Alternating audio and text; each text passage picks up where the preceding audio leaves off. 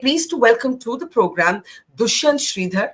Namaskar. Dushyant ji is, of course, a Vedic speaker and a writer. He was to perform at the music concert in January, and you're seeing some images of him there. But he wrote a letter that he shared on social media, saying that, like many others, he was disturbed and concerned at the award that has been given to Mr. TM Krishna, and like so many others, he is bowed out of this performance, this festival, which is such a big epicenter of the culture scene in Chennai.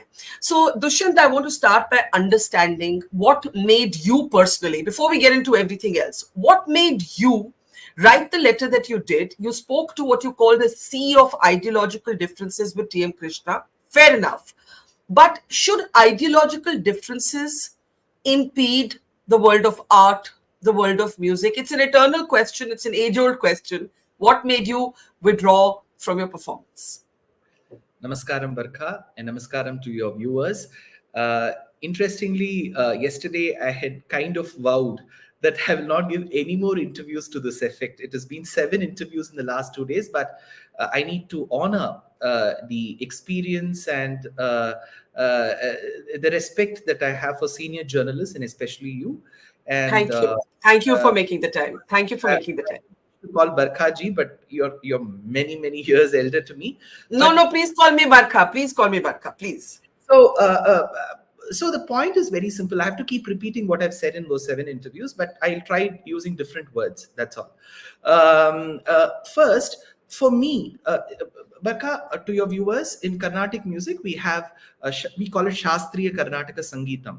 And a large chunk of the concerts which are in the December and the January season are mostly music concerts. So they are completely music based. A small section of it is Harikatha based. Harikatha is an ancient art of storytelling, pravachanam, where I speak on religious scriptures like the Ramayana, Mahabharata, Bhagavatam, Vishnu Puranam, and I also intersperse music. So technically, ours is a musical discourse, and we occupy a subset of the larger sect. And prominently, we are 2 people who perform in the Music Academy. One is Srimati Vishakha Hari, and second is me.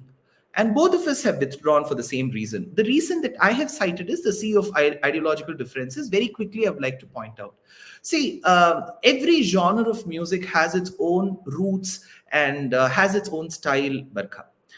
So though they all come under one category called music, there is a different origin. To Shastriya Sangeetam, especially the music south of the Vindhyas, we base it on the Samaveda, and then the music that was largely professed by Narada Maharishi, Bhringi, and so on and so forth. We have Krishna as a flautist in the Bhagavatam times, and when Bharata was in turmoil because of the dreams that he came across, Veena was played. So all our music in the South Indian parlance is rooted in Sanatana Dharma or Hinduism, whichever way we call it. And then between the 5th century AD or CE till about the 20th century, we have had a galaxy of composers, some of the prominent ones including Tyagaraja, Muthuswami Dikshitar, Shama Shastri, Annamacharya, Bhadrachala Ramadas, Kshetraya, Uttakad Venkatakavi, Mirabai. So all their compositions are based on the scriptures in the Sanatana Dharma, where they kind of venerate and propitiate their Ishta Devata. For example, it could be Rama, it could be Krishna, it could be Devi, it could be Shakti, it could be Shiva, it could be Kartikeya, and so on and so forth. So it's a largely Hinduism centric because the Sahityam is as such. I'm not saying that Hindus only should listen or Hindus only should practice. The origin of this music is largely Hinduism based. So it is driven by a factor called Bhakti. Bhakti, which is that special bond that you have with that Supreme Paramatma or whichever form you see. In the last 10 to 15 years, of course, I'm not casting any kind of bad thoughts on Sri TM Krishna. As a Vidwan, he felt that he has to increase the contours and nobody in the past has done it and he has to do it in a different way. In the process of doing, he has harmed and it may be a strong word, abused a lot of the values that we hold very tight.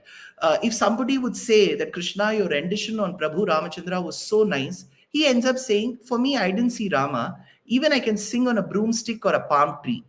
So on a concert stage, where most of your compositions are based on Devata, and you're being paid for it. Your livelihood is based on it. And most of the people who attend, again, I'm telling you, I'm not saying only such people should attend.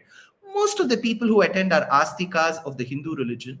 You don't end up saying that I can sing on drama and I can sing on a broomstick as well. I'm not demeaning the broomstick, but there is a way that you convey a certain thought.